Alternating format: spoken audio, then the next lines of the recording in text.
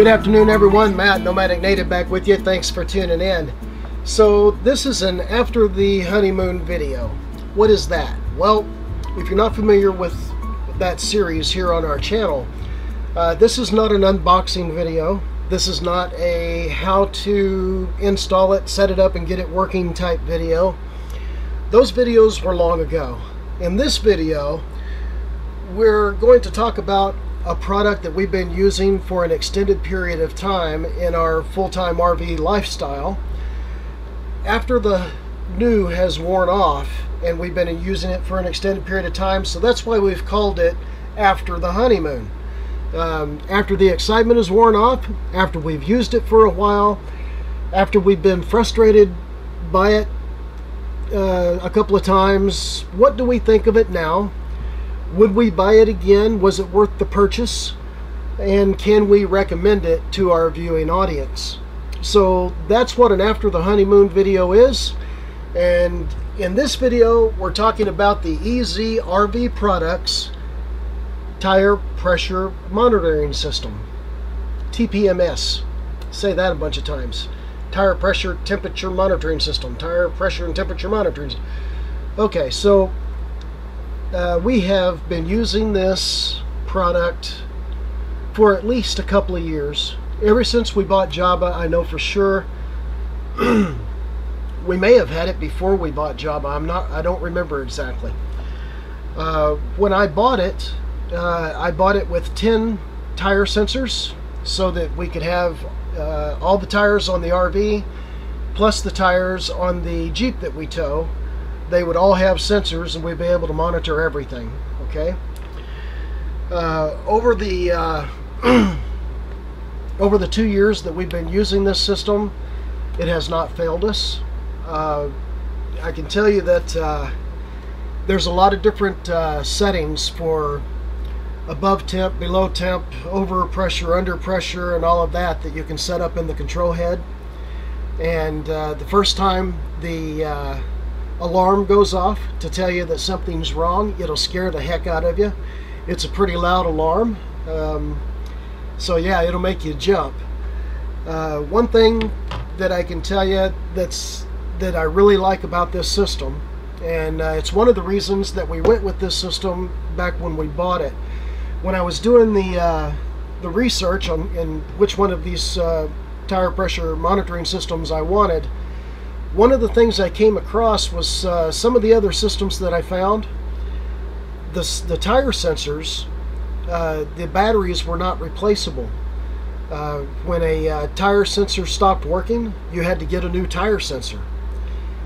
And that's one of the things that I really like about this system, because when the batteries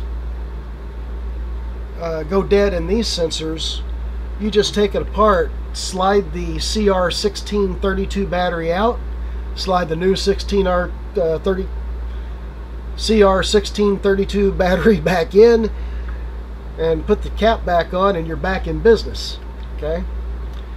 We've had this system long enough that we've gone through at least 2 complete battery changes in all of our sensors.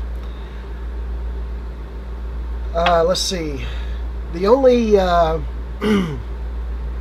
there's only 2 things that have come up with that I can say are negatives about this particular system, and that is there doesn't seem to be a way to change the battery that's inside the monitor.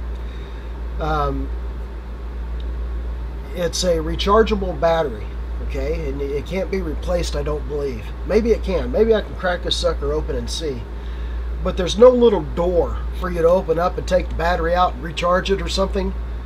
So it's just an internal battery. And in the box, there's a way to hardwire this into 12 volt. But we just use this that came with it, the cigarette lighter plug adapter. And that's where the problem came in. It comes with a mount that we can stick to the window up there by the driver, so that it's up there out of the way, you know, of the driver up here, and you can still see it clearly.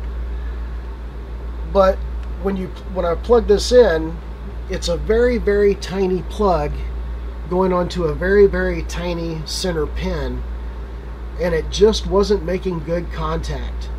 Okay, unless we cocked this a certain way so I had some pressure on the cord or something. So what I ended up doing was taking a pair of pliers and just crimping that tube ever so slightly so that it would grab that pin a little tighter when it slides onto it, and that seems to have taken care of that problem. Other than that, we haven't had any other problems out of this system. It has worked consistently. In fact, after watching the tire pressures on this monitor and comparing that to checking the tire pressure at the stem, I've come to trust this tire pressure. So after a couple of years of using this thing, when I want to check tire pressures, I just turn this on, and whatever the sensor says the tire pressure is, I go with it, because over time I've learned to trust it. Okay, so oh, one other thing. In this system, it comes with an anti-theft device that fits onto these little sensors. And if you have that anti-theft device on and you try to unscrew the sensor from the valve stem, it'll just sit there and spin. It won't unscrew from the valve stem. But what I found was it was pretty easy for me to grab hold of the entire thing and just twist it off.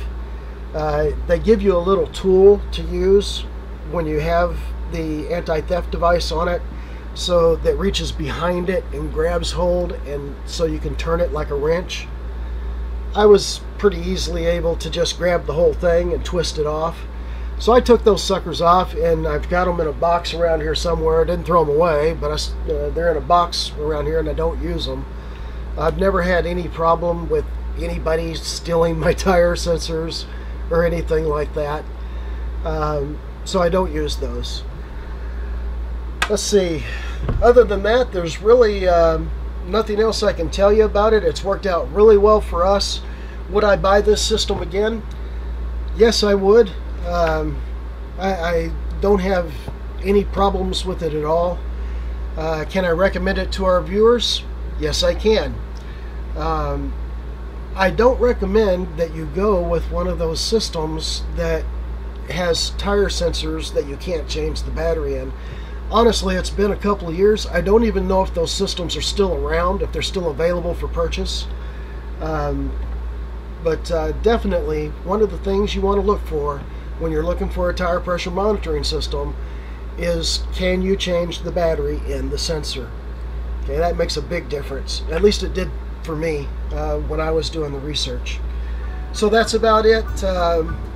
If you haven't subscribed, we invite you to subscribe and follow along. If you have any questions or comments about this video, or anything else actually, please leave them in the comments below. Thanks for watching the video, guys. We'll see you soon.